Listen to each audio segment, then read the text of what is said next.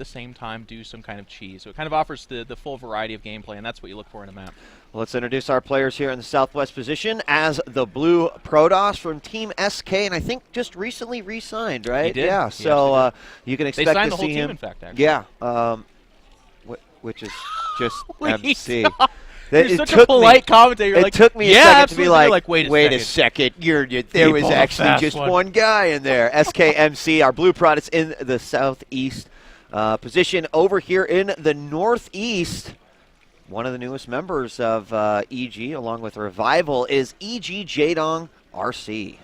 And what an era of StarCraft we live in right now. It's I don't want to call it new versus old because that's not really fair to MC. It's just kind of the old guard of MC, the guy that came out of the gates with StarCraft 2 at the very beginning and has turned heads and won gigantic mountains of cash. This is one of the wealthiest players in terms of winnings ever in StarCraft 2.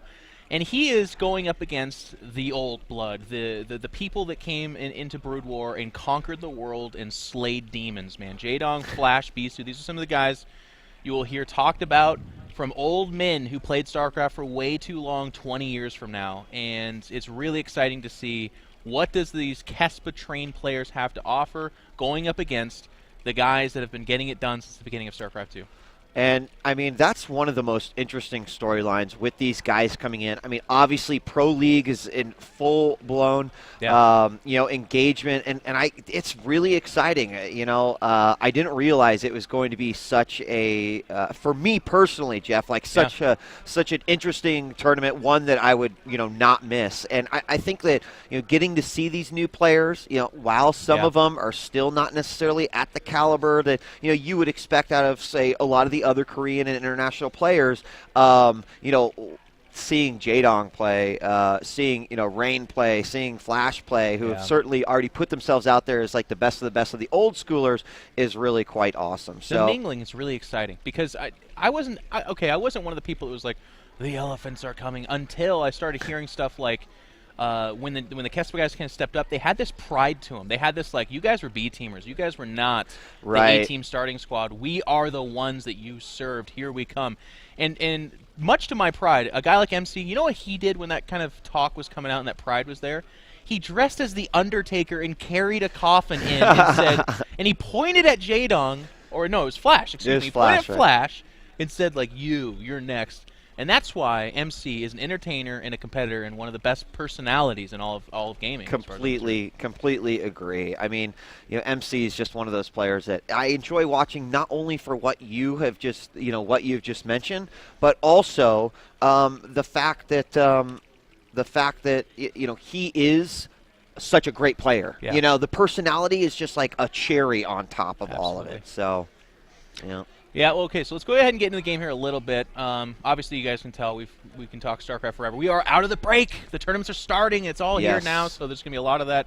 Shows will return. The talks will continue. Everything is going to go forward. But inside this game, we're having a pretty standard opening. It's going to be a gasless opening, 3 hatch. We did have the natural placed at that typical third spot because of the delay from MC. And it's worth noting, too, that MC actually went Forge before Nexus, which means one of two things. Either means you're looking to trap them into that misplaced hatchery in which you then can rush it, or you're just playing it safe. And MC did go with the safe variety. So if you did any kind of early pool while I'm distracting your hatch placement, I'm not going to die to it. And I like that from MC in this first game. By the way, we are aware. We can't hear anything. Trust me, I can't hear anything either. So we'll get except for myself, we'll get that all sorted out. Just got a few additional Zerglings coming out here. Make sure that he can get the probe coverage. Don't let any of those probes out there because obviously that will put that's when MC can be that deadly, especially here on Daybreak. Down near the 4th, those pylons often put down there, and then the 3rd is a big target. But right now the Ling's covering this forward watchtower, and all the probes. Although Jaedong may not know this right now, all the probes have been eliminated from the front line. So we're going to start seeing exactly where MC is going to go from this. And, what are your thoughts? Protoss, Daybreak, well, there we see the Robo go down. So and that Robo does go down at 6:30, which, in my opinion, kind of pushes it further back than you would see these new Immortal Sentry all-ins. Usually that'll go down closer to 6 minutes because seconds count in this. Daybreak also not necessarily a big map for that kind of style. We could still see it, but it would be of the slightly slower variety. I do want to note, though, that Jaedong did go sub 40 supply double gas, which indicates I mean, it was like literally just by seconds. He then added 6 drones immediately after, so it's not a big deal. But it was to the closer end of the spectrum in terms of when you add your double gas, and oftentimes it means faster speed links, but it could also mean some kind of tech. We do see the Roach Warren going down here as well. But one thing I do like about what Jaedong does is he's huge on forward observation. A tower will never be unmanned, and he will never have something outside your base. Ironically, as I say, there's not much in front of the base of MC. Right. But the reason I point this out is because he actually made a career off this. Back in Brood War, he was one of the biggest contain zergs there is. He would always watch the front of your base, and when you moved out, that was either the time he pounced or he read you and said, okay, I'm going to fall back and then pounce, but he had that information. Just taking a quick look at the vision of Jaedong as he sent that first Overlord in. Looked like he wasn't going to see anything, Jeff, and then the 3 gateways were dropped, and he did see the Robo, which is good for him. At least he knows, okay, there's no Stargate play coming out. I've got at least a good idea of what direction he's going to go, and here we're going to see another hatchery throwdown for Jaedong. Now, he's already started his upgrade. You see the +1 missile attack with the lair done. There we're going to see the Roach speed. And with the first observer out, MC's going to be getting a clearer idea on exactly what is going on as it hits his base right now. There's a second one over by the watchtower. But this is the very standard sort of PVZ opening that we have been seeing, and one that we just cannot wait for Heart of the Storm to come out and switch up a little bit. So yeah, Jaedong's doing the typical kind of 4 gas. All 4 of the gases are outside the main, which does send a little bit of misinformation. If no observer/probe or anything gets up in that main, it says, okay, you're on 6 gas, which usually suggests an infestor, like a quick infestor tech. But as we can see here, lots of lings coming out, lots of roaches. There's the +1 range attack. He's hoping to pounce on a 3rd, which he just now spots. And that's very good. But on the flip side, MC's playing like the chassis belt of PVZ. It's the safest thing you've ever seen. It's a little bit too safe, a lot of people would say, and it will result in a lot of sex later in life. But for right now, MC he's got the Twilight Council for the better upgrades. He's going blink. Like, nothing about it's committal. He's not looking to go out and attack. This is him pushing out to maybe sell that point. But with the 3rd actually down, this is actually kind of dangerous. MC's in a little bit of trouble here, maybe. Yeah, I mean, MC pushes out to the watchtower, and meanwhile, Jaedong was able to get one set of units in from one side, and then also was able to flank from the back. Here, the Zerglings come into the force fields, completely cutting most of these units off. As the force fields deplete, Jeff, we do see these units starting to make their way in, but there's still a few force fields left on those sentries. Jaedong realizes that, it's not going to be that great. I almost wonder if Jaedong maybe should have made an attack on that 3rd base while that was happening. The Protoss kind of got himself stuck right out here. There might have been a good opportunity to do so, but it doesn't look like his attacks are done yet. I think against a lesser Protoss that looks different, I don't think he wins that fight in any realm, but when you look behind this, we have passing glands, upgrades are resuming as normal, he's taking his 4th. This is not a real committed attack. This is something that Nurchio and Scarlet have made careers off of, and that's saying, hey, look, maybe you're under attack, maybe you're not, but behind this, I'm jumping in your bones economically. Yep, and there we do see the probe transfer. A couple of probes might go down, and he's not going to be able to get through there. Of course, any good Protoss, especially at this level, is going to have some sort of something blocking the door. In this case, a Zealot, and just that emergency sentry behind it.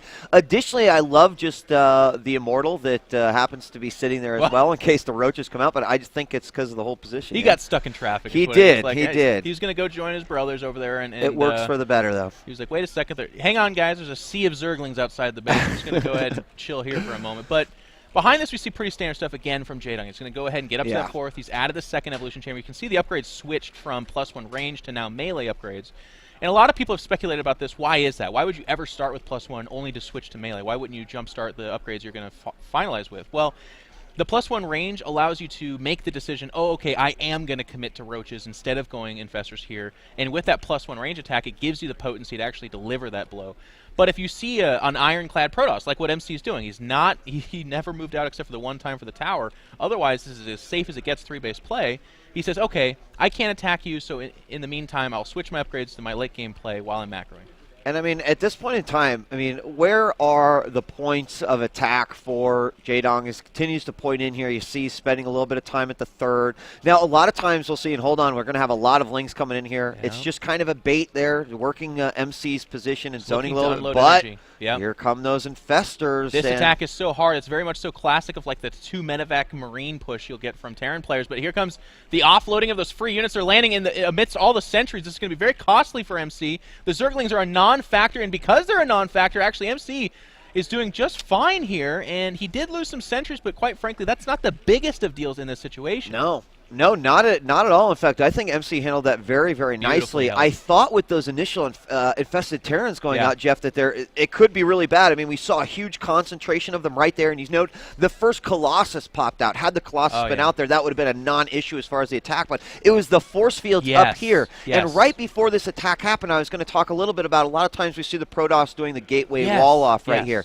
But instead, we have this 3-pylon block here that pretty much negated the Zergling's ability to do anything at that third base, and that was very, very nice. So that's interesting. Notice that Jaedong's now just back to the drawing board a little bit, having seen that attack didn't work. Didn't really lose much in terms of units, and now he'll just regain some energy on those infestors. And this is a little bit of a fork in the road for MC. So he held off that attack extremely well. The force field stopping the Lings from being a part of the fight and then dealing with the free units.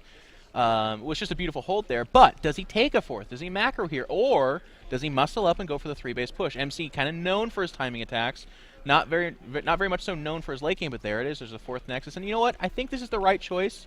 Because if you look at what Jaedong did, he added 7 Corruptors. Right. And I'll tell you, if you attack into that with minimal anti-air, your Colossus are gone, and good luck against those Infestors and Lings. Well, and we already see the switch to Templar as here the Warp Prism coming out. We've got some Archons out. But yeah, the 2 Colossus didn't see a third one go. You think he is? He's kind of got the army made for Ling Infestor counterattack. And I'll tell you what, if Jaedong had the sea of Spinecrawlers he's supposed to, well, he's making 8. And if they finish, then this is good for Jaedong. Otherwise, okay, they will finish. Yeah, they're back gonna up finish. there. So yeah, you can't do it. Poking just a little bit. Sees that the creep's not totally spread out, but still opening up that, I mean, killing these rocks, that really is okay, I'm ready, because the resupply that we see, and here we go, the Lings coming in from the back. They'll immediately come off. Just a little bit of great blink back by MC, and now MC is going to go for it. What is going to happen? We don't see any fungals thrown down yet, or the infested Terrans. He's got to evacuate. This is just a great surface area from MC. He has beautifully just smash this base. I mean, I tell you, I look at that and I'm like, how does this happen? But there are the Broodlords. Yeah, he's just waiting, and they came just a little too late, Jeff. Yeah, they don't save the base, but what they do is say, hey, Protoss, you know it's the end of times. You either need to make a choice. Are you going to push forward here and do battle, or are you going to back up? And now with the Stalkers being added, MC's looking for open space. If he can get underneath those Broodlords, it's beautiful, but here's a good little Ling counterattack, and MC's checking bottom right, not there either. He's going to push for the 3rd. Oh, and going in for that counterattack may be good, but this is pretty bad because he's not really going to have the opportunity to come from the backside, and this is bad. 1, 2, focusing 3, down. There's no fungals to stop the Stalkers from moving forward. They're pushing all of the Broodlords out, and it's just not going to be enough Zerg here. The 3rd is going to crumble. There's enough Stalkers to deal with the Broodlords, and this is going to be game number 1. As I see, Jaedong has been outmaneuvered by MC here. Yeah, and MC with a good opportunity there through the front. We talked a little bit about, you've got to commit if you're going to drop those rocks, and there it is, GG, as Jaedong